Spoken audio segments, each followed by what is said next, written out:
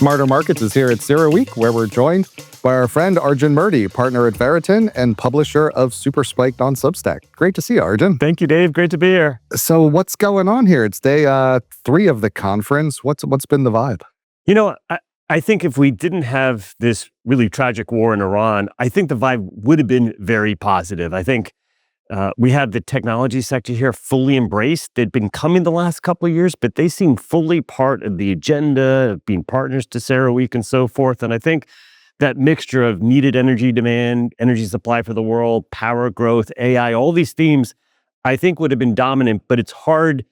It's hard not to have this cloud of the war and the uncertainty with the strait closed hanging over this conference, I would say. And what's been the conversation about the war and its effects? Is it still wait and see? I think there's been sort of two different groups. One group is we're not going to talk about it, and we're going to try and talk about everything else but that. And where there's been some, I think, sober talk was on the lunch panel yesterday with Richard Haas and Vali Nasser, which had a very sobering view of how that war is going in the Strait. But we've also heard from some of the leading U.S. LNG exporters, and I found them to be quite direct and also similarly sober in their view. And I think there was some really clear messaging that while LNG pricing may be up right now, there is nothing good for anyone about the strait being closed. It is bad for LNG exporters, ultimately, if it leads to economic contraction, never mind the humanitarian crisis, which is a real risk. Right. And we're seeing that, hearing it from ammonia suppliers with fertilizer for food, LNG. And you would think you might think it's a good thing for people in the Houston area, but the economic contraction, a lot of people have been talking about, how long do we have where you need a resolution? Is it measured in weeks or months before things get really serious? What are your thoughts? I think things are already starting to get serious. When you look at, multiple $100 per barrel jet fuel prices in Singapore, signs of some physical shortages in some locations, some elements of hoarding already happening in anticipation of shortages in many different Asian countries, I think it's already quite serious. I think we're very fortunate as Americans to be somewhat insulated in distance from it, at least at the moment. But any economic contraction in Asia, which is supposed to be the global GDP engine of the world, it will spill over here. So I think we're already in the risks are rising standpoint. And all I can say is, I hope it reopens and the war gets settled. If not today, then certainly tomorrow or the next day. But weeks to months is probably the good over-under in terms of really spreading. And bringing it to the title of your Substack, Super Spiked, right? Part of the super spike is what price do you need to get people to just stop using, sadly enough. And, right now we've already seen oil in the Gulf well over $100 a barrel.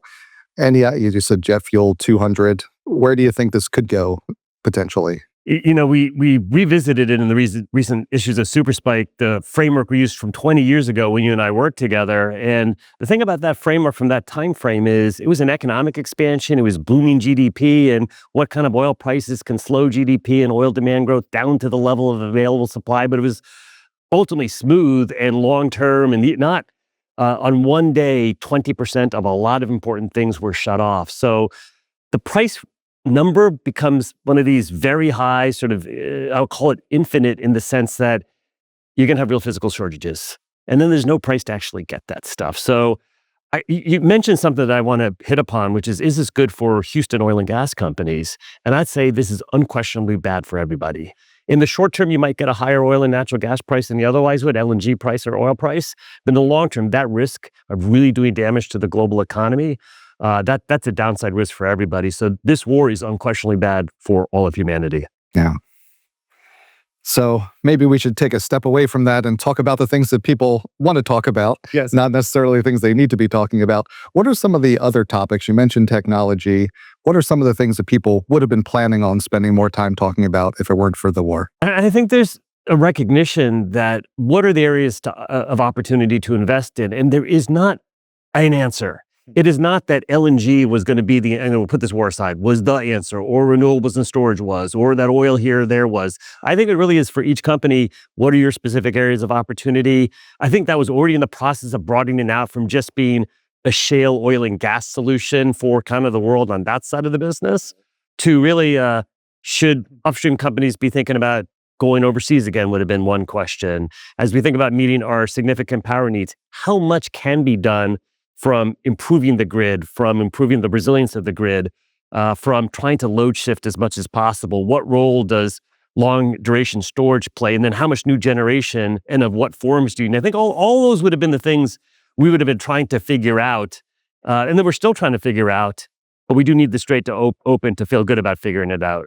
And I want to ask you, to put on your old energy equity analyst hat, because the theme this year is convergence and competition. And you just, rattled off multiple forms of energy, right? We've got oil, gas, LNG, power, renewables, so many. What does the energy company of the future look like? How broad is it? And how do you think about it relative to the oil and gas sector of the past? I actually love the question because it's not going to be necessarily the company and the company structure that historically worked. I thought EQT made some really interesting points that they've historically been a domestic shale gas producer. They bought in or acquired their midstream assets a couple of years ago. There was some controversy over whether they should have done that or not, but I instinctively thought it was a good thing at the time. And they made a compelling case for how trying to understand the full value chain of their natural gas and get into further downstream was critical to continue to generate growth and returns. I think there is no answer. When I think about like these leading LNG exporters, our LNG exports in the US were zero 10 years ago. And I'll have to admit, when I first heard we were going to start doing that, I was skeptical that that was going to be a good business. Yet here we have now, we're number one in LNG exports in the world, and it's now a business model. There's a group of companies that one can follow. And so as we look forward, is behind the meter power a business model? Some pressure pumping companies are trying to do that. What are all the different things companies are going to look at? I think that is going to be the number one thing we're trying to figure out going forward. What business structure makes sense? There's no one answer to that. And in an industry that's changing so quickly, and the technology with AI is changing so rapidly, what do you think makes the management team today successful? What characteristics would you look for in a management team to say, oh, these folks, they're going to be able to do it? I actually love that question. I'm going to tie it into sort of some macro scenario analysis discussions that I've been part of, where if you followed sort of the mainstream views of here's the outlook, I don't know that it would lead you in a very good direction as a company, and it would often lead to some sort of mark-to-market type analysis. So the emphasis 5 years ago would have been on net zero and those types of pathways. In a previous period, might have been unbridled oil demand growth. And I think the best companies have always listened to the range of views, call in experts with different opinions, but they've ultimately blazed their own trail. I think back to Canadian Natural Resources back in the late 90s, buying Western oil sands assets from Amoco at a time everyone knew oil prices were going to be $10 forever or some low number. It's been a home run deal for them. I think of these LNG exporters I just mentioned of saying, hey, the world's going to need our LNG, whether you realize it or not. And we think Henry Hub stays low and we can get the shipping costs low. And I think these management teams that can take all the information in, but ultimately blaze their own unique trail is what we're really trying to find. And as we all move down the trail into the future, I'm curious if you think ahead to next year, hopefully we won't still be talking about the war and we won't be talking about a global recession or anything like that. But what would you like to see the industry do to try to take some good steps forward? I'm actually appreciative of the opportunity to engage with some of these leading technology and industrial companies. So at the firm I'm involved with, Veriten, we've got a range of sort of customers who, what I'm observing from like these users of energy, technology, industrials, that they actually want to understand the full energy value chain. They kind of have an immediate need for power, but they're not limiting themselves to just understanding power. And I think it's actually very insightful on their part. We have to understand what's going on in oil, even if we're not an oil producer or it's going to directly impact power procurement, as an example. I think the holistic view they're taking, it's actually pretty impressive to see. I think actually energy companies might benefit from learning something about that, to understand what is going on with renewables and storage. If you're an oil sands producer, which may not notionally directly impact you, to understand trends in electrification, where it's happening, where it's not happening. We don't know the path going forward. Every time you have one of these crises, something unexpected comes out of it. No one would have thought BRICS expansion would have led to the Permian Basin a decade later being the winning play. No one would have thought shale gas being discovered would have led to an LNG export boom kind of 15 years or 10 or 15 years later. Those are just two examples. Right. And I want to ask you one more question because it's so interesting with the technology companies. For years, they might come to a conference like this because it was about supplying technology to the energy industry. Now, of course, they're going to be massive consumers of energy with the AI data centers. And as you said, moving through the supply chain, trying to understand it. How transformative do you think the technology companies, their presence will be? And how deep into the energy industry do you think they'll incorporate themselves? I think the tech sector's involvement with energy is the best thing to happen to the energy sector because there are people who know how to talk in normal human language to the broader world. And one of the challenges with energy, and I know you appreciate this, Dave, is good energy policy is decade-long in nature. It's not, I won an election and I'm going to undo what the previous person said, and then 4 years later, they're going to do what I said, which is some of the challenges we face in this country.